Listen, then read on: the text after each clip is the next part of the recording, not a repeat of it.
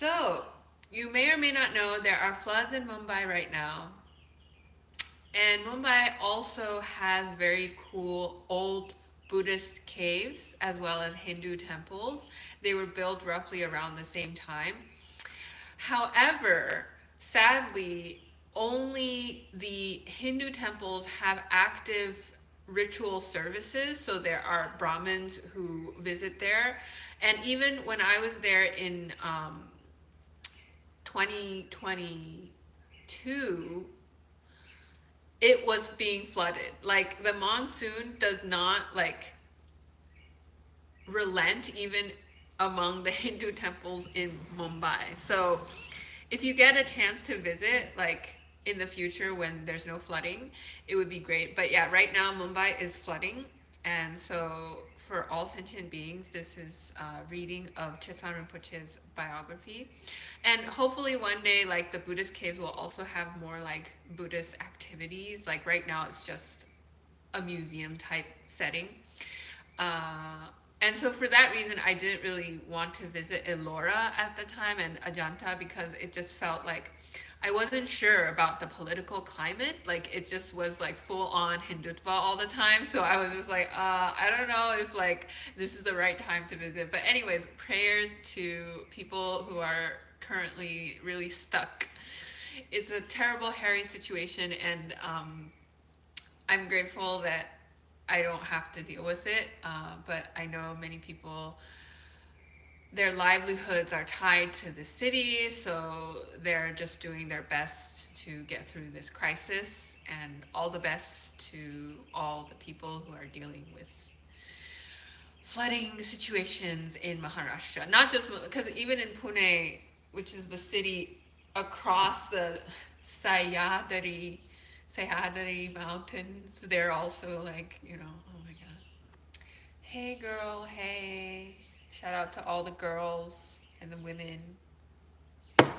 On the Run, Alone, Chapter 11, from the Heart of Tibet. The biography of Drikung Chetsang Rinpoche, the holder of the Drikung Kagyu lineage.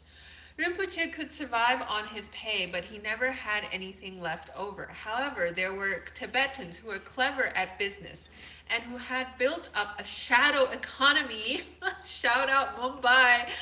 You know what it is, what it do. Shadow economy that catered especially to Chinese cadres who received higher wages and had money to spend, and who secretly demanded goods that they could not obtain in China. India, China. Okay. During the winter, when there was less work in the commune, Rinpoche spent a few weeks in Lhasa with his cousin Chering Chodron and her husband Garma Geleg, a sharp-witted fellow who knew many traders and was himself involved in numerous different business deals. Shout out to the Korean brand Fila, what it is, what it do. Okay, one of his former schoolmates had a Chinese friend who wanted to buy a wristwatch, so he asked Rinpoche if he would sell his wristwatch. Rinpoche had received this watch from his father when he was young. It was the only object of personal value to him that he could save when he had to leave the monastery in Drikung. He bargained skillfully and got a good cash price, plus a ration of butter and fuel for an entire year, 365 days of butter and fuel. With the proceeds, he was able to purchase a brand new Swiss watch through Garma Geleg's business connections and still have a solid profit left over. So that was one thing I also noticed of like Tibetan lamas. Like when you see them in pictures, they always have some watch. And like even among Brahmins, I don't think you can see it that like I was taking the Mumbai local one day and I saw this Brahmin who was literally just like a stick. Like his figure was a stick, and I don't think he could afford like Swiss watches, but he was still, like keeping his religious affiliation out there for people in the local train to look at him. Anyways, it's a full ride if you ever take the Mumbai local. Okay. He sold the new watch to his uncle Nima Shokang, a high official in the administration, and thus gradually developed a thriving little business in watches. After a few years, all of his friends had been assigned appropriate employment, but high lamas and the children of noble families were denied better paid work and forced to continue their drudgery in the fields, on the mountain slopes, and in the latrines of the capital. The only other option open to them was the equally debilitating work in road construction. It became clear to Rinpoche that his life would be squandered this way, and he began meticulously and calmly to make plans to escape. The greatest hurdle was obtaining information.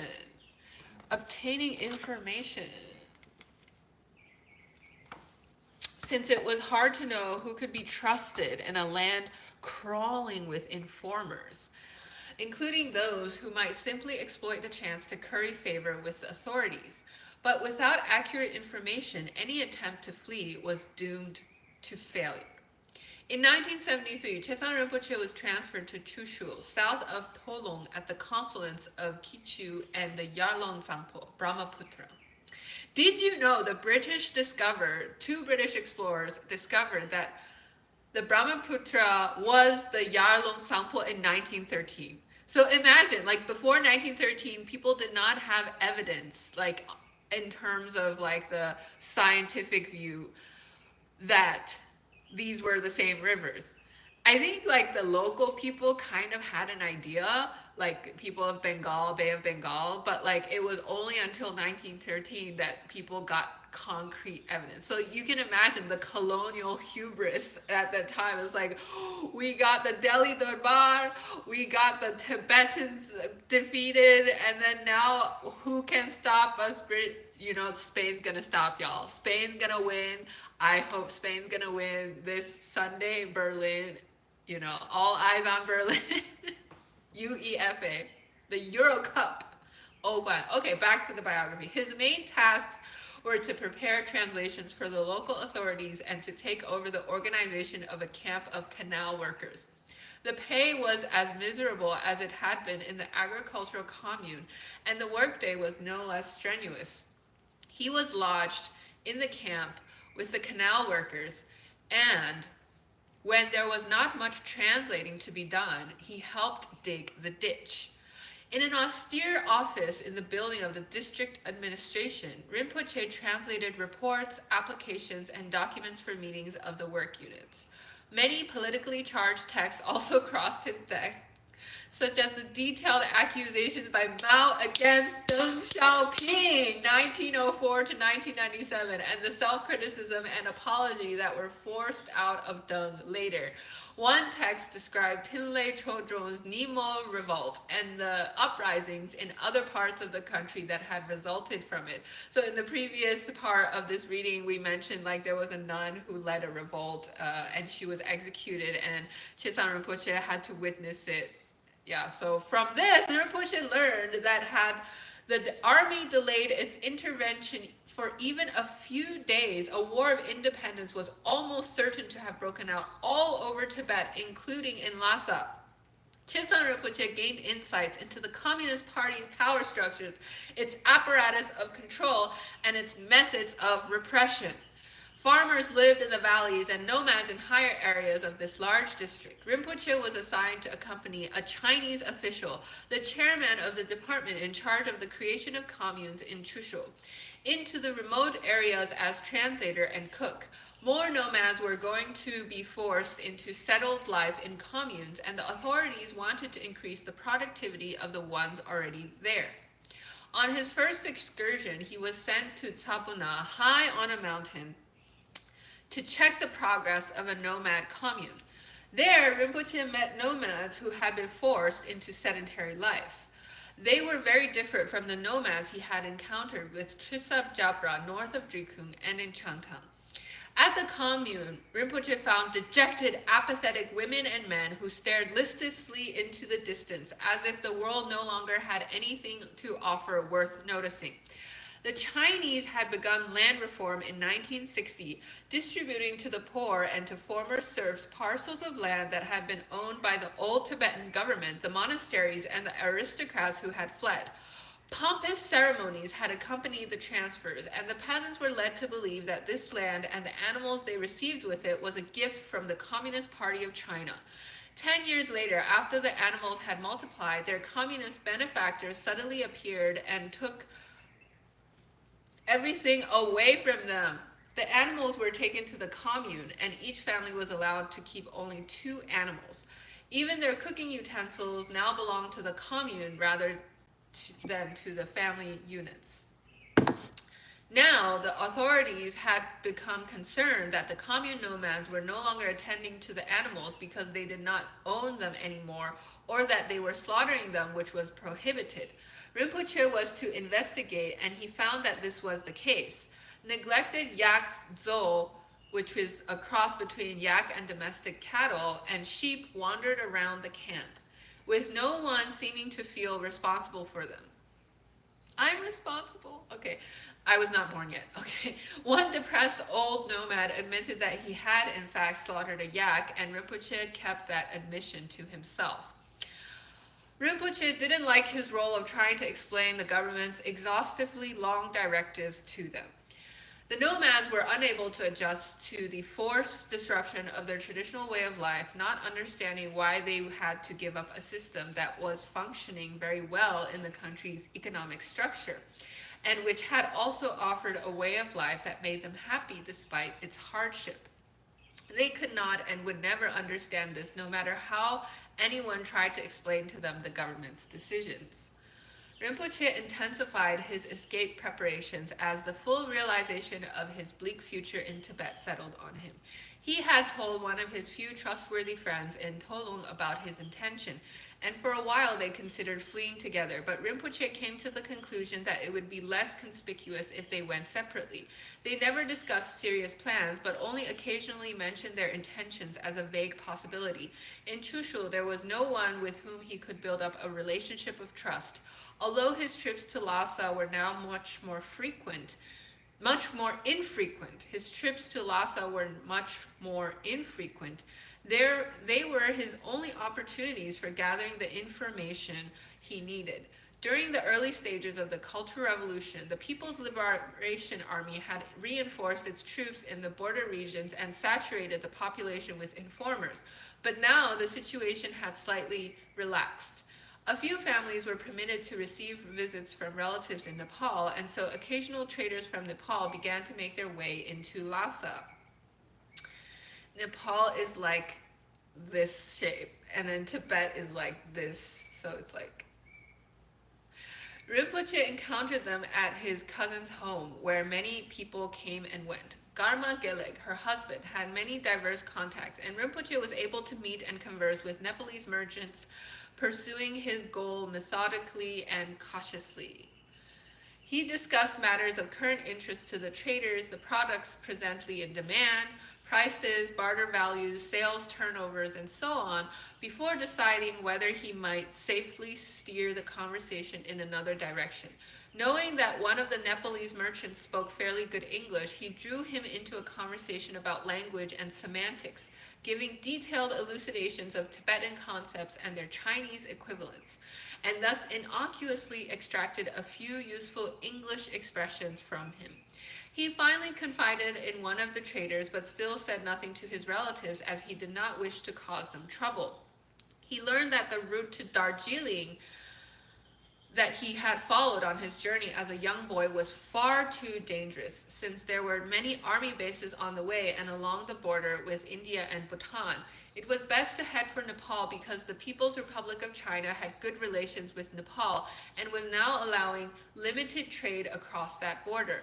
The trader advised him to try the route over the pass at Kumbukala, Nangpala in the eastern Nepal, a route used by a few of the traders from the border villages who wished to sell their goods on the black market. The way was neither safe nor easy, as it led over a very high pass surrounded by 8,000-meter high peaks, over ice fields and glaciers, and was dangerous without knowing the area. Rinpoche then began to search for maps of the region without drawing attention to himself. He found a few, but since it would be unsafe to possess any of them, he just studied them thoroughly enough to memorize the paths and terrain. His informant told him where along the route the People's Liberation Army was stationed. Rinpoche knew that he had to take something with him that would be easy to carry and sell. The traders told him that in Nepal the pods of the musk deer commanded high prices. An extract from the male musk deer's testicles was an ingredient in expensive perfumes, and in the Far East it was also used in traditional medicine. In Southeast Asia, musk pods were more valuable than gold. The nomads knew how to capture the rare male musk deer, and those in Chushul had no contact with foreign traders. So Rinpoche was able to purchase 5 of the precious pods from them with a modest saving from his wristwatch business. One of Rinpoche's friends was a truck driver who occasionally visited his family near Chushul and met with him there. In April 1975, the truck driver casually mentioned that he had an upcoming trip to Nyalam to deliver goods for the celebrations on May 1st, and Rinpoche immediately saw his chance. Nyalam was located in the far south of the country, near the Nepalese border, and the road passed through Tingri, the starting point of the path over the Kumbhakala. Rinpoche told him about an imaginary distant relative in Tingri with whom he wished to visit, and so he wanted to visit someone who was made up in Tingri, and his friend offered him a ride on the upcoming trip, saying he could pose as his assistant. Chetsang Rinpoche accepted, and his friend promised to pick him up in Chushul on April 28th. Rinpoche had no idea how long it would take to get out of the country, and he wanted to make sure that no one would start searching for him before he had crossed the border. He sent a letter to his superiors in Chushul claiming that he was sick and that his doctor had urgently recommended he take a long rest. He would return to his job as soon as he had recovered. His leave was granted without any probing questions. Equipped with only a little clothing, a bit of food, a thermos of tea, a knife, and 5 musk deer pods, he left his room at daybreak, just as he did every day when he went to work, and made his way to the prearranged meeting place on the main street. The truck appeared on time, and they drove to Shikatsa, where they spent the night. On the evening of the second day, they reached Tingri, a small city with low houses on a dreary plain. There were only a few fields along the river because the soil was swampy and salty. The driver let him out on a small bridge, and they agreed to meet there in a few days for the return journey. That was all the time Rinpoche would have to cross the border into Nepal, unless he was lucky and his friend didn't become suspicious, thinking instead that they had simply missed each other. Rinpoche quickly ducked into a public toilet and changed his clothes to dress like the locals. He had no documents with him because his ID would instantly show that he was far from his assigned work unit, and it would be assumed that he was attempting to flee. If questioned, he would simply say he wished to meet his parents who lived nearby. Meeting up with the wrong people posed a greater danger than getting lost. Not only were there plenty of police and PLA soldiers in the area, but Tingri and the settlements near the border were also full of informers. The road, however, was unmistakable, leading straight south through an arid, icy plateau with the peaks of the Everest range shimmering in the distance. He could make out the peculiarly shaped mountain, the Cho Oyu, that his Nepalese informant had said indicated the direction he was to take. Rinpoche waited until night had fallen before setting off on his way in order not to be spotted on the treeless plain. The full moon was only 4 days past, and the night was not completely dark. He proceeded at a swift pace, avoiding the few settlements. He did not feel the icy temperatures that had descended over the countryside as darkness fell, nor the pain in his limbs, though they were still strained from his hard labor in the mountains. Every step that took him further away from his homeland brought him closer to his true calling. The Drikung Kyabgung Rinpoche recited the mantras of Chenrezig and Guru Rinpoche as his body seemed weightless to him, with the suppleness of youth, the kind he had rejoiced as he dashed ahead of others in soccer stadium or effortlessly mastered the steepest ascents on the journey to China. Om Ahom Vajra Guru Pema Siddhi Hum. Om Ahom Vajra Guru Pema Siddhi Hum. Om Ahom Vajra Guru Pema Siddhi Hum. He reached the People's Liberation Army camp near Drakmar long past midnight. In the distance, the buildings were black silhouettes with only one pale light in the window of a guardhouse. Nevertheless, Rinpoche made a wide detour. The ground changed as he approached the moraine of the Great Glacier. He had to ford an icy brook of melt water, so he took off his shoes, rolled up his trousers, and found a place where the water wasn't too deep. He rested briefly, and when he set off again, he could vaguely make out a path that had branched off to the right. The Nepalese trader had told him that it was an arduous trail that led to the valley of Rongchar-Chu and then on to the sacred mountain of Lapchi, where Milarepa had meditated, and then later Jigten Sumgön had sent thousands of yogis into solitary retreat. But Rinpoche's path now continued straight toward the glacier. At daybreak, he found that he had made considerable headway in his ascent of the mountain, but he was still visible against the endless snowfields and would be an easy target for any border troops that happened to be along. The path climbed steadily, and Rinpoche could no longer proceed as quickly as the night before. When the first outlying spurs of the Kitrak Glacier appeared before him, he saw two men far ahead climbing up the path. He couldn't tell whether they were Chinese soldiers on patrol, Tibetan nomads, or Nepalese traders. He concealed himself as best as he could as he studied the men, then quickly but cautiously approached them. They were two Tibetans, an elderly fellow and a younger one, who appeared to know the area very well. The older man and his son intended to visit relatives beyond the border and sell the sheep's wool blankets they carried in their heavy backpacks. Rinpoche was relieved and joined them as they silently accepted their ill-equipped companion who had no baggage and was still wearing inadequate shoes. The route became increasingly difficult, and they were forced to trudge through deep snow and carefully inch their way over ice-covered slopes. There was no path there that someone unfamiliar with the territory could follow and meet up with. Apologies, my phone just dropped.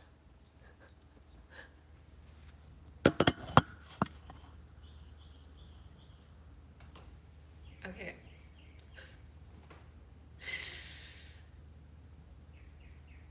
Meeting the two men had become an incredible stroke of good fortune. Rinpoche had known that this flight would not be easy before he had set out, but he now realized that without assistance, he would very likely have gone lost in the unforgiving mountains.